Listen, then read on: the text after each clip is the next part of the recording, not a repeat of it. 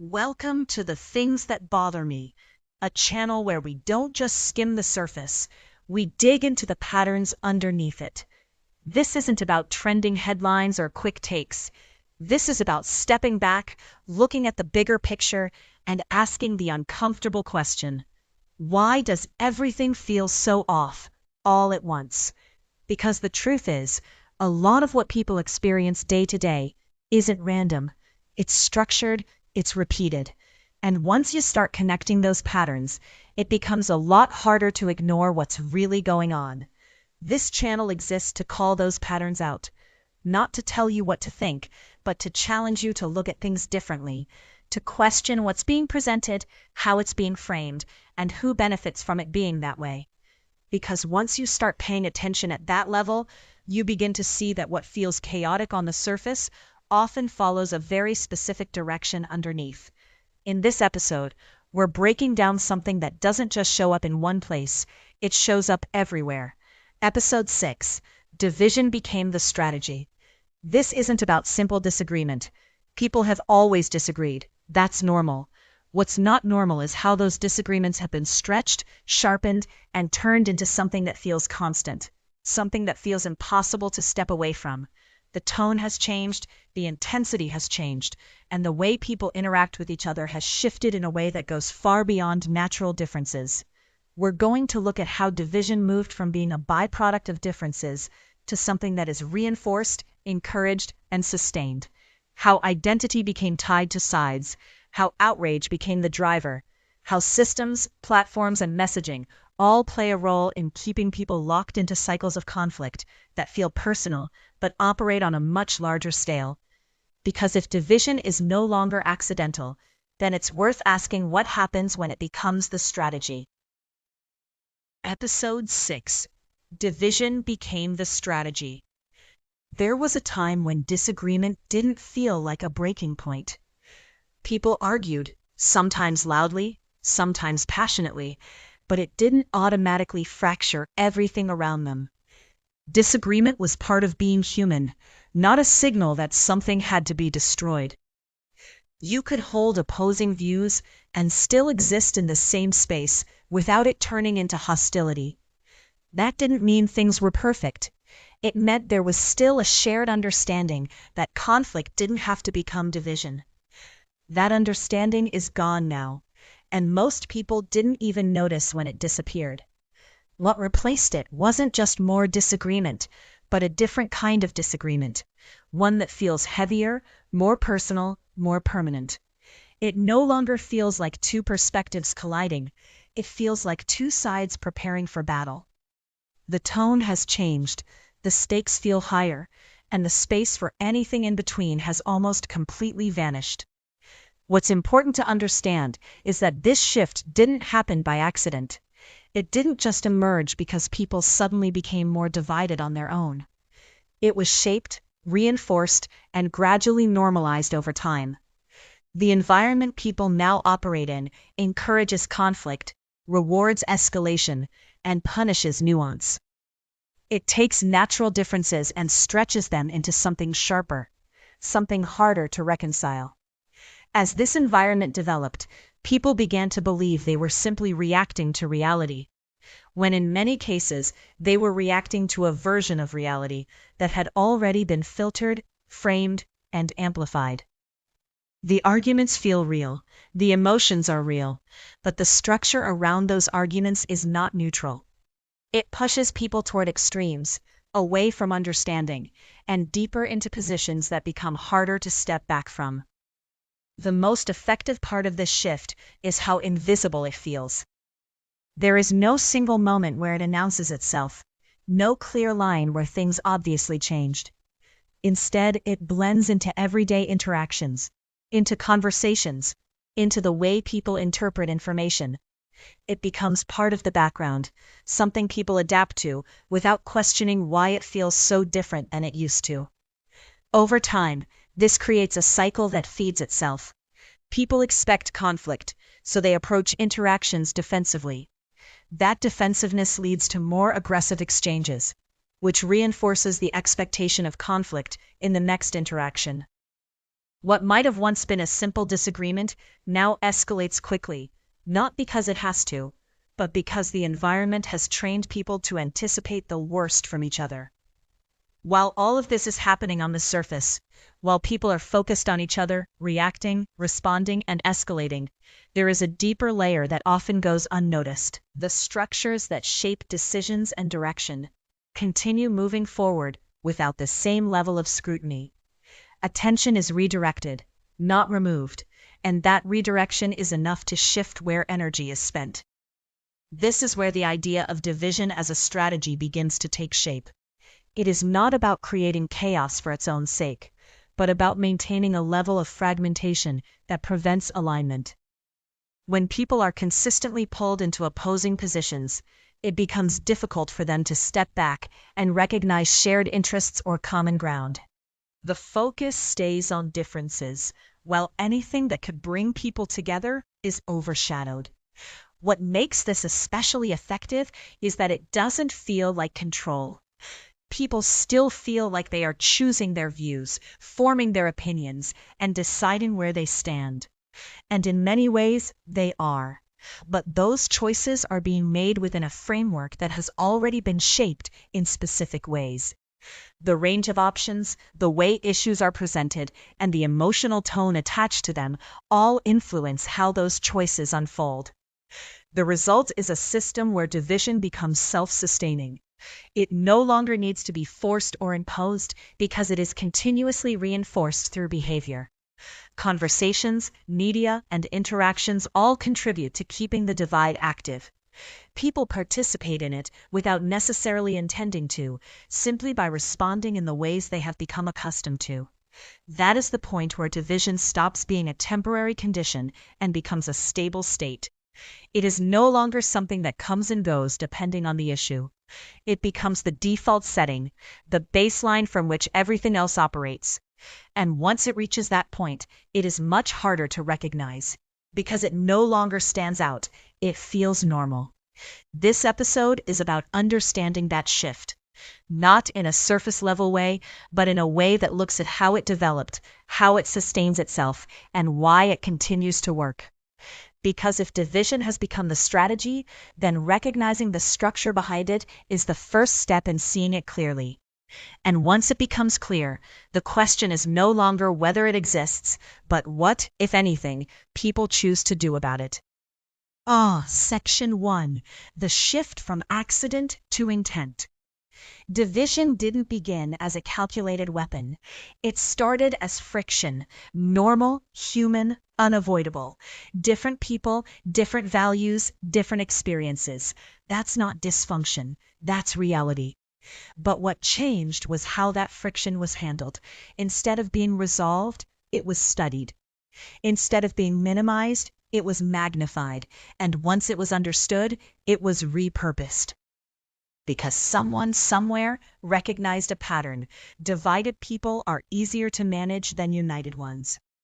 A group that disagrees internally doesn't organize externally. A population arguing with itself doesn't question authority. That realization didn't stay theoretical, it became operational. Quietly, methodically, division was no longer treated as a problem to solve, but a tool to refine. And once that shift happened, everything else followed. Messaging changed, tone changed, the way issues were framed changed. Problems were no longer presented as shared challenges, they were reframed as battles between sides. It wasn't about solutions anymore, it was about positioning. Who's right, who's wrong, who's winning, who's losing? That's the moment division stopped being accidental and became intentional. Not loud, not obvious, but embedded. And once something is built into the system itself, it doesn't need to be forced anymore. It runs on its own. Section 2. Identity as a weapon. Identity used to be personal. Now it's strategic. What you believe, what you value, how you see the world, all of it gets categorized, labeled, and sorted. Not for understanding, but for alignment. You're placed into a box, and that box comes with expectations. What you should think, what you should say, what you should defend. And once you're in that box, stepping outside of it isn't just disagreement, it's betrayal.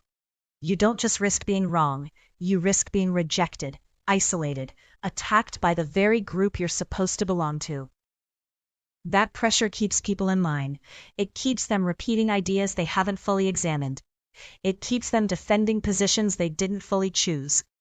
Because the cost of independent thinking becomes higher than the comfort of conformity. And that's where identity stops being self-expression and becomes enforcement. Not imposed from above, but reinforced from within. People start policing each other, correcting each other, silencing each other. And the system doesn't have to do anything, because the work is already being done for it. Section 3. The business of outrage. Outrage isn't a side effect anymore. It's the product. It's what gets clicks. It's what keeps attention. It's what drives engagement metrics that translate directly into influence and money. Calm conversations don't spread. Measured perspectives don't go viral. But anger moves fast. So outrage gets manufactured, amplified, and recycled. The most extreme examples are pulled forward and presented as the standard. The most inflammatory voices are given the loudest platforms, and the result is a distorted reality where everything feels more hostile, more divided, more urgent than it actually is. People don't realize they're being fed a version of the world designed to provoke them. They think they're reacting to truth when they're often reacting to curation.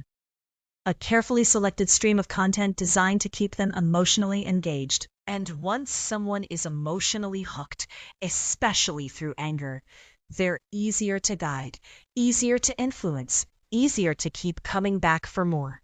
Because outrage doesn't resolve itself. It feeds on repetition.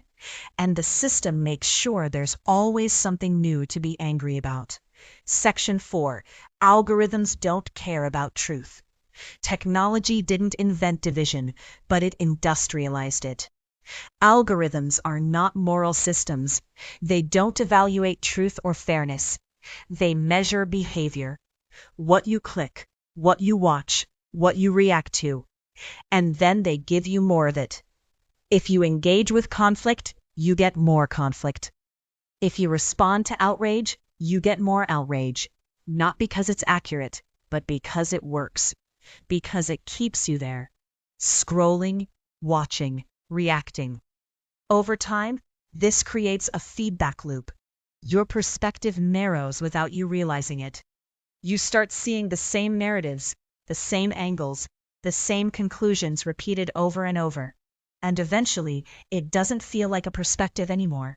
It feels like reality. Then when something outside that bubble shows up, it feels wrong. Not just different, wrong, suspicious, even threatening. And that's how division deepens, not through force, but through isolation. Each person locked into their own version of the world, unable to fully see the other. Section 5. Division distracts from power. While people argue horizontally, power moves vertically. That's the trade-off. The more energy people spend fighting each other, the less attention they have for the structures above them. And those structures don't need to hide. They just need to stay out of focus. Division keeps people busy. It keeps them emotionally invested in conflicts that feel immediate and personal. And while that's happening, larger decisions, policy shifts, economic changes, systemic adjustments, move forward with minimal resistance. It's not that those decisions are invisible, it's that they're overshadowed, buried under constant noise. People are too engaged in the fight in front of them to look at what's happening behind it. And over time, that distraction compounds. By the time people notice the bigger picture, it's already been set, already been implemented, already part of the landscape. Section 6. The normalization of hostility. Hostility didn't just increase. It became expected. People walk into conversations already defensive, already prepared for conflict, already assuming the worst about the other person's intent. That baseline shift changes everything. Because once hostility becomes normal, communication breaks down. People stop listening to understand, they listen to respond. They're not engaging with ideas, they're preparing counterattacks. and that environment rewards escalation. The more aggressive, the more certain, the more absolute someone is, the more attention they get. Moderation gets dismissed, and the middle ground disappears. What's left is a constant state of tension, a culture where disagreement automatically becomes confrontation. And once that becomes the default, division doesn't need to be encouraged anymore. It sustains itself. Section 7. The illusion of choice.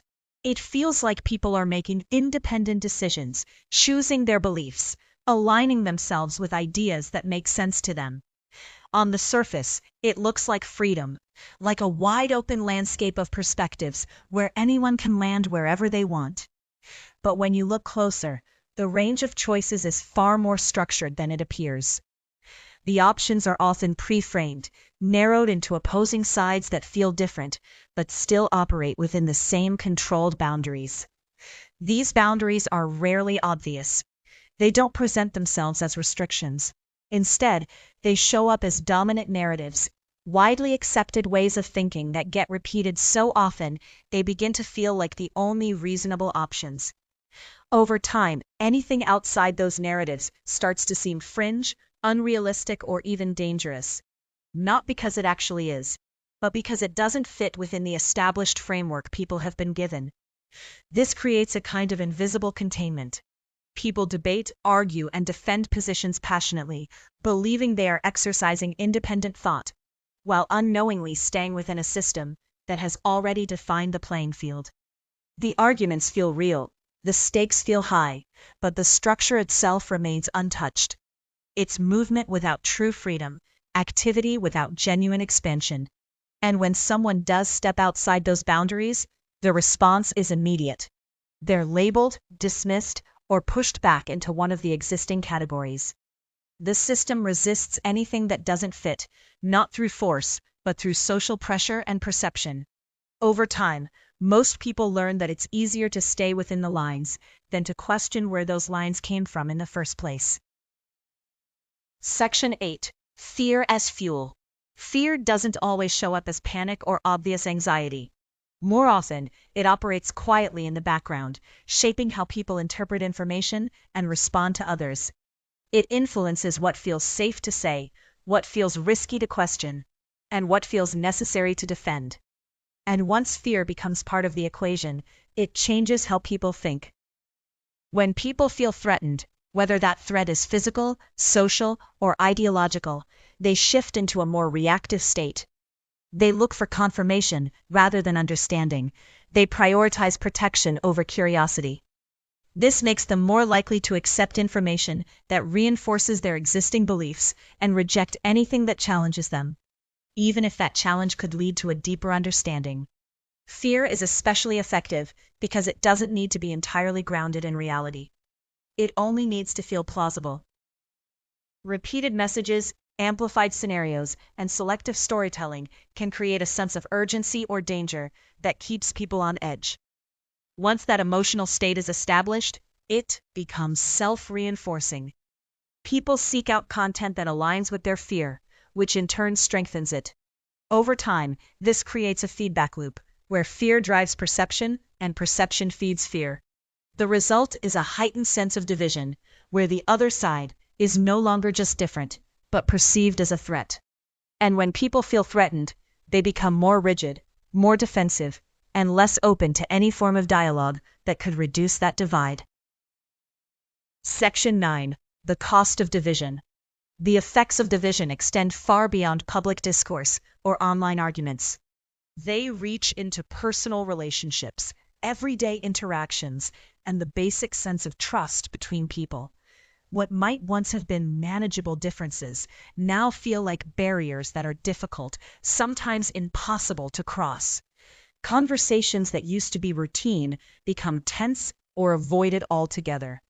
Families feel it first. Differences in perspective that might have once led to discussion now lead to distance. People stop bringing things up, or they bring them up knowing it will lead to conflict. Over time, that tension builds, and in some cases, it breaks relationships that had nothing to do with the original disagreement. Friendships follow a similar pattern. Shared history and connection start to compete with ideological differences. And in a highly divided environment, those differences are often framed as incompatible. People begin to sort themselves not just by shared interests, but by shared viewpoints, narrowing their circles in ways that reinforce the divide even further. Communities, as a result, become less cohesive. Trust erodes, not because everyone suddenly changed, but because the perception of difference becomes more important than the reality of shared experience. And when trust weakens at that level, it becomes much harder to build anything collectively. Division doesn't just separate people, it reduces their ability to function together at all. Section 10. Breaking the pattern. If division is sustained through participation, then breaking it begins with changing how that participation happens. That doesn't mean ignoring real issues or pretending differences don't exist. It means becoming aware of how those differences are being shaped, amplified, and used, and choosing not to respond automatically in the ways that are expected. One of the first shifts is slowing down reactions. Not every statement requires an immediate response, and not every disagreement needs to escalate. Taking a moment to question where information is coming from, how it's being framed, and why it's provoking a certain reaction can interrupt the cycle before it gains momentum. Another shift is allowing space for complexity. Most issues are not as simple as they are presented, and reducing them to binary choices often strips away the nuance needed for real understanding. Being willing to hold multiple perspectives at once, or to acknowledge uncertainty, weakens the rigid structures that division depends on. It also involves re-engaging with people as individuals, rather than as representatives of a category or side. When interactions move away from labels and toward direct understanding, the assumptions that fuel division begin to lose their strength. It doesn't eliminate disagreement, but it changes how that disagreement is handled. This isn't a fast process, and it doesn't create immediate large-scale change, but it doesn't have to. Division is reinforced through countless small interactions, which means it can also be weakened the same way. Each moment where the expected pattern is interrupted, even slightly, reduces its overall hold. And over time, those small shifts can begin to add up into something more significant. In closing, by now, the pattern should be impossible to ignore, not because it's hidden in some complex system that only a few people can understand, but because it shows up everywhere once you know what you're looking at. In conversations, in media, in the way people react before they even think. It's all there, repeating the same structure over and over again. Different topics, different faces, same outcome. Division that sustains itself. What makes this so effective is not just how it's built, but how it's experienced. It doesn't feel like manipulation, it feels like conviction, it feels like clarity. People believe they've reached their positions on their own, that their reactions are justified, that their intensity is necessary. And that belief is what keeps the system running. Because when something feels personal, people defend it harder. That's the part most people don't want to sit with. The idea that they might not be as independent in their thinking as they believe. Not because they're incapable, but because the environment around them has been structured in a way that nudges them towards certain outcomes. Subtly, repeatedly, until those outcomes feel like their own. And once that realization starts to take shape, it creates a kind of tension, because it forces a choice. Not a loud, dramatic one, but a quiet, internal one. Continue reacting the way you always have, or start questioning why those reactions feel so automatic. Continue engaging the same way, or step back and examine what's actually being reinforced. The reality is, division doesn't need constant top-down control anymore. It has reached a point where it is maintained through habit, through expectation, through patterns that people follow without thinking about where those patterns came from. That's what makes it stable. That's what makes it difficult to break. But stability doesn't mean permanence, because anything that depends on repetition can be disrupted. Not all at once, and not without resistance, but gradually. Every time someone pauses instead of reacting. Every time someone questions instead of accepting. Every time someone chooses to understand instead of immediately opposing, it creates a small break in the pattern. Those breaks don't look dramatic. They don't trend. They don't go viral. But they matter, because the system isn't held together by a few large actions. It's held together by millions of small ones, which means it can also be weakened the same way. This isn't about eliminating disagreement. That's not realistic, and it's not even desirable. Differences will always exist. The issue isn't that people disagree, it's how those disagreements are shaped and used. When disagreement becomes identity, when it becomes hostility, when it becomes something that prevents any form of connection, that's when it stops being natural and starts being strategic. And recognizing that distinction changes how you see everything around you. It becomes easier to spot when something is being framed to provoke rather than inform. Easier to recognize when a conversation is being pushed toward conflict instead of clarity. Easier to step outside of the immediate reaction and see the structure underneath it. But awareness alone doesn't shift the outcome, because once you see it, you're still left with the same environment, the same pressures, the same expectations to respond, to engage, to take a side. And stepping outside of that doesn't come without cost. It can feel uncomfortable. It can feel isolating. It can even feel like you're doing less, when in reality, you're choosing to engage differently. That's the part that requires intention. Choosing not to escalate when escalation is expected. Choosing not to reduce everything to a binary when complexity is available. Choosing not to treat every disagreement as a threat that needs to be shut down. These are small decisions, but they directly interrupt the patterns that division relies on. Over time, those choices start to shift how interactions unfold. Not universally, not immediately, but enough to create space where there wasn't space before. And in that space, something different becomes possible. Something that doesn't rely on constant opposition to exist. Because the system only works as long as people keep feeding it the same responses. And the moment those responses begin to change, even slightly, the system has to adjust. It loses some of its predictability, some of its control, some of its ability to guide outcomes in the same way. That doesn't mean everything resets. It doesn't mean division disappears. But it does mean it stops being as effective as it was. And maybe that's where this really lands. Not in some massive immediate shift, but in the recognition that the strategy only works when it goes unchallenged at the behavioral level. Not through confrontation, not through force, but through awareness and choice. Because division became the strategy, but it doesn't have to remain the outcome. As this episode comes to a close, take a second and really sit with what you just heard. Not just the surface of it, but the pattern underneath it.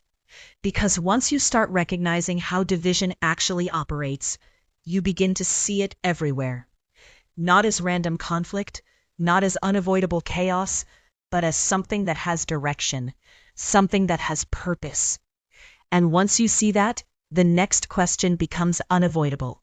If division keeps people distracted, controlled, and predictable, then what happens when people stop pushing back against it, and instead start depending on the very systems shaping it? That's where we're going next. Episode 7, Dependence Replaced Independence, where we break down how self-reliance was slowly traded for dependence on systems, structures, and narratives people no longer question. And what that shift really means long-term. If this made you think, if it hit something you've been noticing but couldn't quite put into words, make sure you like and subscribe so you don't miss what's coming next. Because this isn't random, and it's not over. This is the things that bother me. Until next time.